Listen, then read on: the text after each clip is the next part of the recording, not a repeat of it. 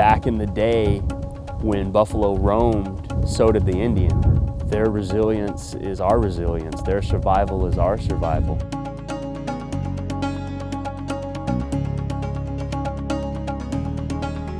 What was their slogan? Kill the Indian, save the man. Destroy the food source, destroy their homes. If you take away the buffalo, you eradicate the Indian. You want to play cowboys and Indians? Nobody wanted to play Indians because they always got beat. We're reclaiming all of the things that were taken from us. Our tribe isn't dying. We're contemporary. We're still here. I mean, sometimes we get them and they haven't ever even seen a human being before. America can learn from its indigenous population. I am proud to be a Quapaw woman. I will shout it from the rooftops. I take a lot of pride in it.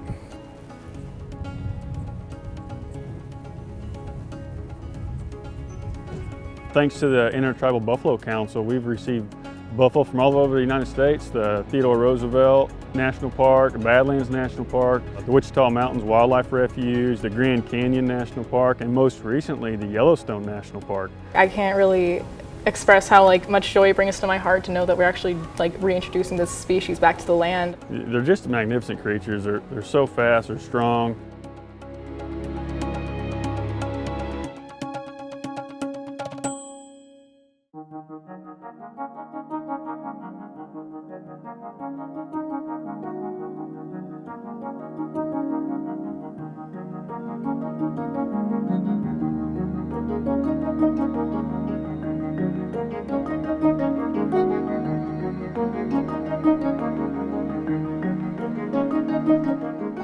This election represents a reclamation, 20 years under the same tribal administration, and I represent the next generation.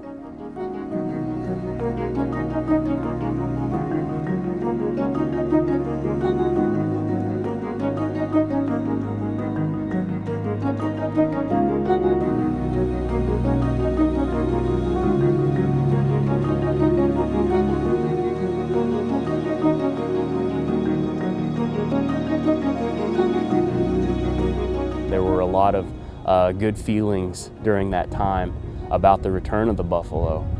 And I remember that day, it was raining, it was like a symbol. Our creator said, okay, Quapaw people, Ogapa Nikashi, your buffalo are home, and we're gonna go ahead and turn on the faucet and let this rain not only cleanse you, but cleanse buffalo, purify everything, and make it so. It was very spiritual. It was a spiritual moment. We look at them as our relatives. We have a symbiotic relationship with the buffalo.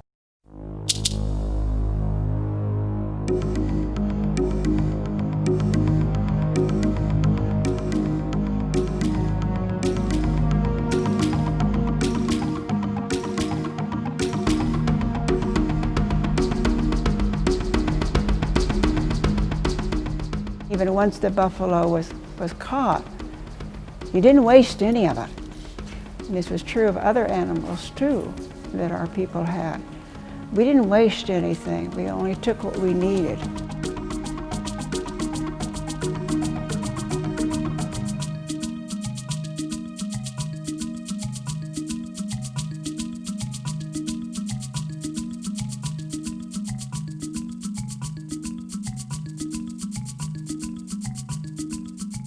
Because we relied so heavily on the bison, on the buffalo, federal policy at that time was to, if you take away the buffalo, you eradicate the Indian. And so that relationship of containing and placing Indians on a reservation is very similar to how buffalo were treated at the time. Apparently that's kind of the military mindset too. Destroy the food source. Destroy their homes. But all of those millions of buffalo were slaughtered. What a terrible thing.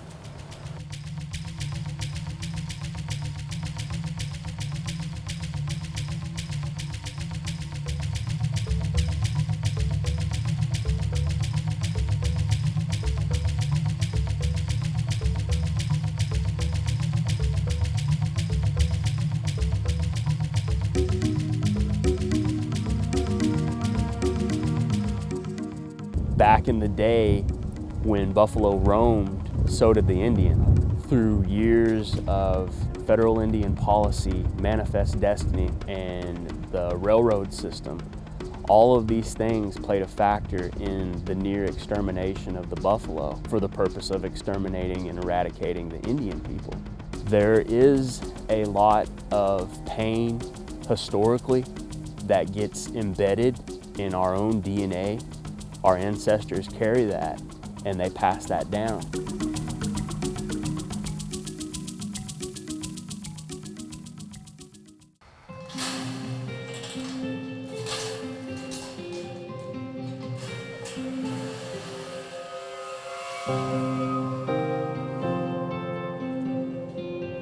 Our herd is sitting between 230 and 70, and I know that we are working to acquire more land to increase that herd.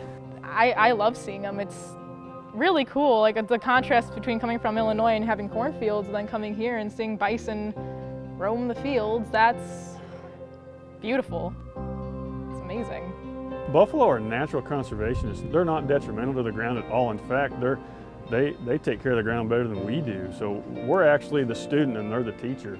It's more sustainably fed and they use less energy than like cows or other livestock. I get excited every time I get to drive by them, but we will never have the same cultural impact that our ancestors did. When you hunt and kill a bison and you use every part of it, you have an intimate knowledge of this creature. You know how it moves, you know what it eats, and you know where it lives, and you live there with it, and it sustains you. Of course, there's a much bigger spiritual connection.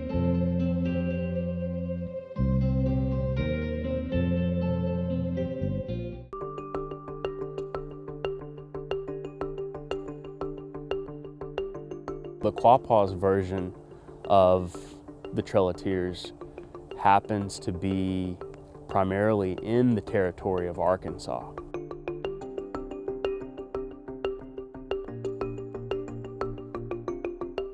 We gave up our land there in Arkansas Territory, and we were told there would be land here in Indian Territory. Many people died on that trip.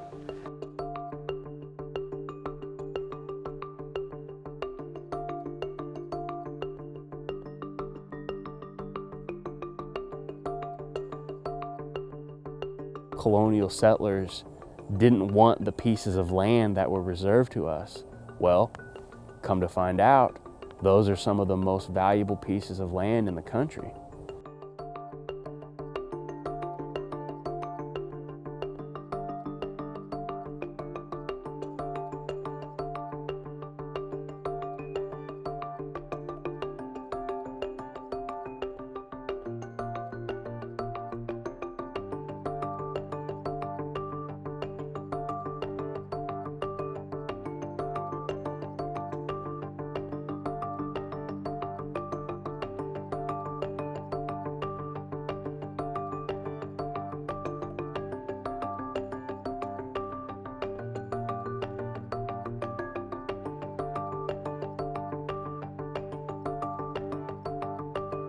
The tribe now is the only tribe in the United States to receive funding directly from the EPA for remediation of their Superfund site.